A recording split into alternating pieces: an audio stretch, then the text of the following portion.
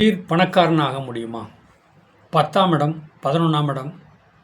இப்போ 1, 5, 9 1, 5, 9 9 கூடயும் 10ஆம் இடத்துல இருக்கார். 9 கூடயும் 10ஆம் இடத்துல இருக்கார்.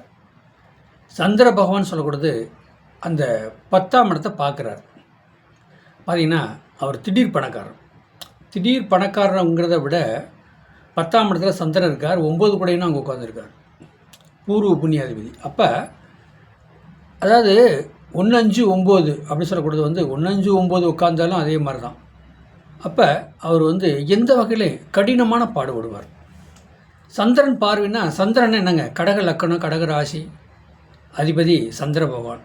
அது ஆற்று நீர்னு சொல்லுவாங்க. தண்ணி போயிட்டே இருக்கும் என்னங்க. இப்போ மீன லக்கணம், மீன ராசி பாருங்களேன், கடல் நீர்.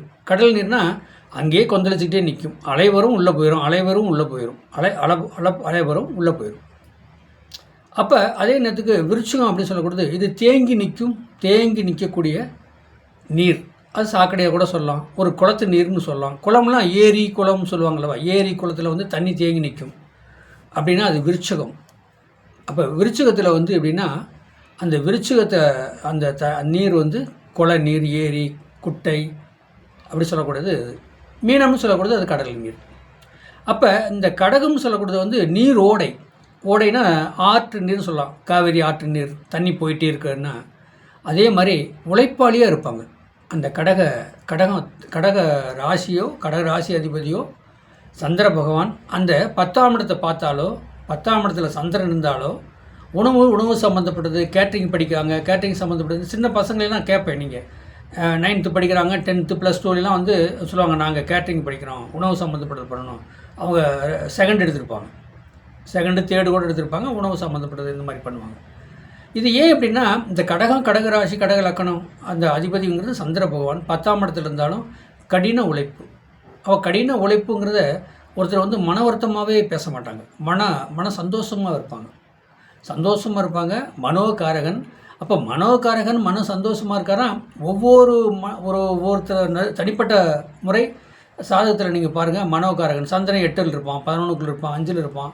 அப்போ அவங்களுக்கு தகுந்த மாதிரி தான் அந்த சந்திரன் பாருங்கள். ஒரே சந்திரன் மனோகாரகன் பல விதமான புத்தியில் கொடுப்பார். பல புத்திகளை பல விதமான கோவப்படுறது, டென்ஷன் ஆகிறது, மன வருத்தம் கொடுக்குறது.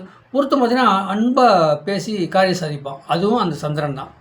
ஒருத்தர் டென்ஷன் ஆகி ஒருத்தனை பிரச்சனை பண்ணி காசு சம்பாதிக்கிறதும் அது சந்திரன் தான், அது மனோகாரகன். அப்போ அந்த கடக லக்கணம், கடகராசியாக இருந்தாலும் அந்த அதிபதி 10ஆம் இடத்துல, உங்கள் லக்கணம் எதுவாக இருந்துட்டு போட்டும், 10ஆம் இடத்துல சந்திர பகவான் இருந்தார்னா மனோகாரகன். நல்ல அயிராத உழைப்பீங்க. விவசாயம் சம்மந்தப்பட்டதுலேயும் சரி, எந்த இதுலேயும் சரி, சம்பாதிப்பு, உணவு, மல்லிகை கடை சம்மந்தப்பட்டது, பால், நீர், உணவு சம்மந்தப்பட்டது எல்லாமே அது பண்ணுவாங்க.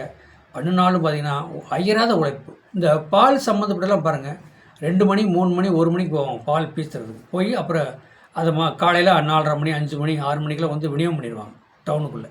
அப்புறம் எவ்வளோ உழைப்பு பாருங்களேன். அப்போ சந்திரனா உழைப்பு, அயராத உழைச்சி சம்பாரித்து முன்னுக்கு வரக்கூடிய வாய்ப்புகள்லாம் அந்த சந்திரன் 10ஆம் இடத்துல இருந்தாலும் 10 குடையவனை சந்திரன் பார்த்தாலும் சந்திரனுக்கு 7ஆம் பார்வை.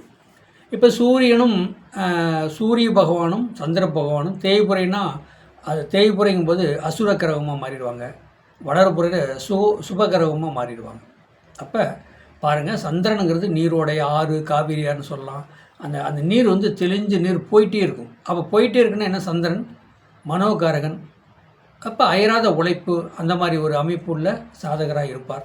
சந்திரன் 10ஆம் இடத்துல இருந்தாலும் 10 குடைவனை பார்த்தாலும் அந்த 10 குடையின் திசை ஓடினாலும், சந்திர திசை 10ஆம் இடத்துல இருந்த திசை ஓட்டினாலும் அயராத உழைப்பு, நல்லா உழைச்சி சம்பாரித்து முன்னுக்கு வரக்கூடிய வாய்ப்பு அவங்களுக்கு நிறையா இருக்குது. என்னுடைய சேனலை சப்ஸ்கிரைப் பண்ணுங்கள், பெல் பட்டன் ஆன் பண்ணுங்கள், மற்றவங்களுக்கு ஷேர் பண்ணுங்கள். 95 14 77 10 74 நம்பருக்கு வாட்ஸ்அப்பில் சாதகம் அனுப்புங்க. வாழ்க வளமுடன், வாழ்த்துக்கள்.